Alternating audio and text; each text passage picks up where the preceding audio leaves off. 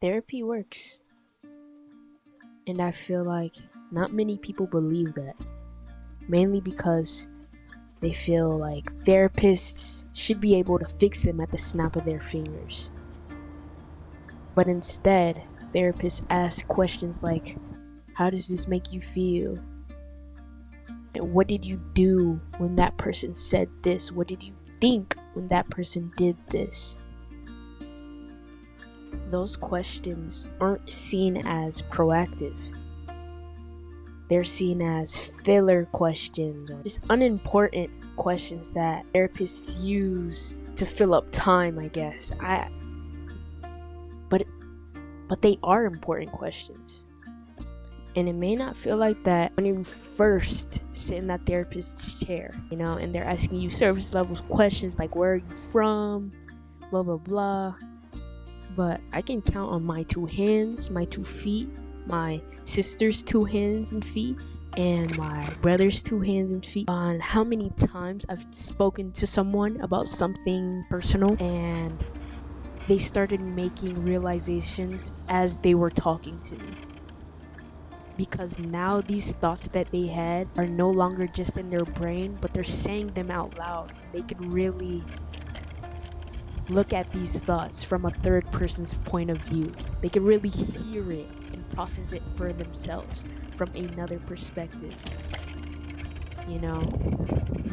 And I can count on my 2 hands and feet on how many times I've done this as well. I've spoken to friends about personal things, and once I heard it out loud or once I typed it out, I was like, wow, why do I see it this way? Why do I see this situation this way?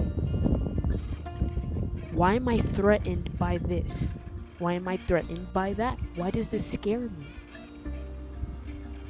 Why do I feel threatened by this person but not this person?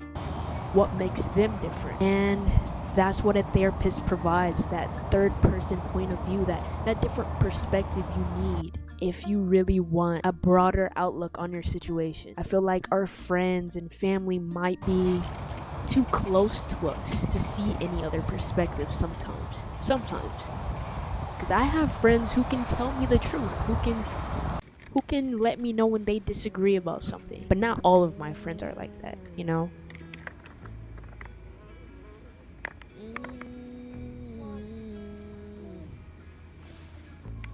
I heard from some of my friends that therapy just didn't work for them for a number of reasons.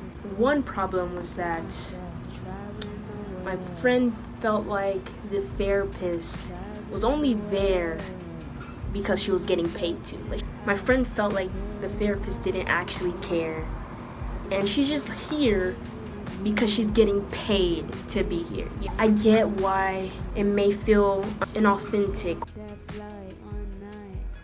Like, there are so many other fields out there you could go to make the bank. I guarantee you, out of all the options, if someone chooses therapy, it's because they really, really want to be there and they really, really want to help you. I don't want to invalidate my friend's feelings at all. Because, I get it. I get it. It's kind of like hanging out with someone for weeks on end, and you guys become friends and it's cool, and find out that your parents have been paying that person to hang out with you. Then it's like, is this genuine? Because it's like a selfless act on your end. Like, you're gaining something out of this. Another issue that another friend had with therapy is that our therapist pretty much talked in circles, and I'm assuming they probably gave the same advice over and over again. At that point, I'd say get a new therapist, because that one is obviously isn't serving you. It's not helping you the way you need to be held, bro. This might be a very, very touchy subject, but another issue one of my friends had with going to therapy, or she didn't know if she should or not because she was afraid that they'd send her somewhere, They'd send her to some, I don't know what it's called, a sane asylum, But if it gets to a point where man, you're self-harming yourself, you do need help. I don't know if that's the kind of help you need, like us going to an insane asylum. I don't think or know if that's the kind of help that people should be getting. But there needs to be some type of action on your end, or the people that care about you. Like, something needs to change, because self-harm is serious, you know? And there's a reason why you're self-harming, you know? Like, the cause of that is self-hatred, deep-rooted self-hatred. If you're afraid that you'll be sent somewhere, or I don't really know how to go about that. But something needs to change, because it'll only get worse if it doesn't get better, you know? If nothing changes, you don't get help, if you don't have any outlets to vent to, you'll be hating yourself for a very, very, very long time. And the longer you go without help, the longer it'll take to heal and undo all that hatred and all that hurt you've been feeling for years. But yeah, therapy does work. Oh my gosh. Oh my gosh.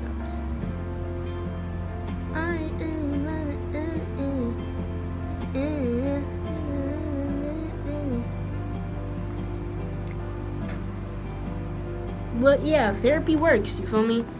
But you have to put in work too, though. Like, imagine you gave a friend advice and they completely ignore that shit and then blamed you because they don't see any changes in their life. Or like, let's say they didn't ignore your advice. Say they agree with your advice and they're very thankful for your advice, but they never applied it in real life. They never applied it. They heard you, they listened, but they never applied the advice to their life, and now they're blaming you for not seeing any changes. Like, what? There's only so much you could do in that situation. Same thing goes with therapists. There's only so much they can do. Some things you must do. You have to do it. No one else will. You have to go and apply the advice. You may or may not ask, if friends can offer the same listening ear that a therapist can, why bother, bro? Why go to a therapist in the first place? First is that our friends, bro, are so agreeable. Okay? Like, our friends most of the time are gonna think like us. So maybe they're not even being yes men on purpose. Maybe they genuinely feel the same way you do. You feel me? And so whatever you say, they're gonna echo it. They're gonna back it up. They're gonna be like, yeah, girl, period. F that man. He ain't right. You know what I'm saying? And also, they may be too close to you to see any other perspective. They might even be too emotionally involved to help you in the way you need. A therapist, though, will give you the truth from a fresh perspective, and you can trust them completely. Like, you're legally obligated to not share your info. That means no gossiping behind your back. That means no, even if it's, you have to worry about your information getting into the wrong hands, because friends gossip, even if it's bad or not, unless they have to contact the authorities. Yeah, therapy works. You don't lose anything by going to therapy. I feel like you can only gain by going to therapy. You'll get a fresh perspective, and think about it, bro. The future therapists, bro, they chose to dedicate their lives, their career, to help people like you. Like, you feel me? I think that's worth mentioning, that's worth acknowledging. But yeah, therapy has worked for me. I'm gonna talk more about that. So, I'm pretty self-aware when it comes to issues and problems and how I impact people and how they impact me. And where my anxieties stem from, and you feel all of that type of stuff. But there are some things I just overlook. Some things I overlook, which is completely normal. It's completely normal. The therapist helps me see what goes over my head, and they have more experience too, more life experience. And not gonna lie, you can really bond with your therapist. Sometimes you'll meet someone, or you'll meet a therapist who's gone through something you've gone through, and you'll get to talk to them on how that affected their mental, that affected the way they see the world, the way they see themselves, and you could really talk about how they dealt with their issues, you know? You could really form a bond with these people, bro. Amazing, amazing people. I get why someone's guard would be up for something like this. I'm telling you right now, do not go into a therapist's office with your guard up, bro. I know it's scary, it's vulnerable, really freaking vulnerable. And just know that it takes so much self-awareness and self-love to walk into a therapist's office and say, you know what, I need freaking help. Please help me. First step is to acknowledge you have a problem. Second step is to do something about it. And there are a lot of people who acknowledge that they have a problem. That self-love isn't enough for them to act on it.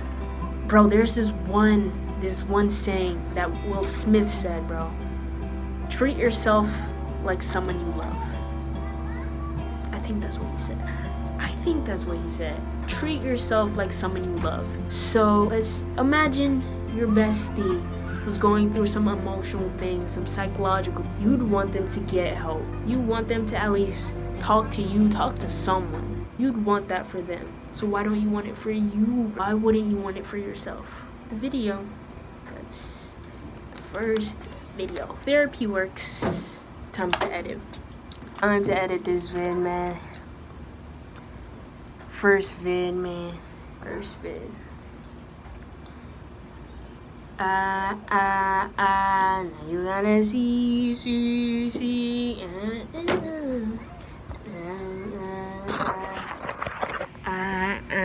Now you got someone running games. No, you don't. No, you got it. Now you gotta see.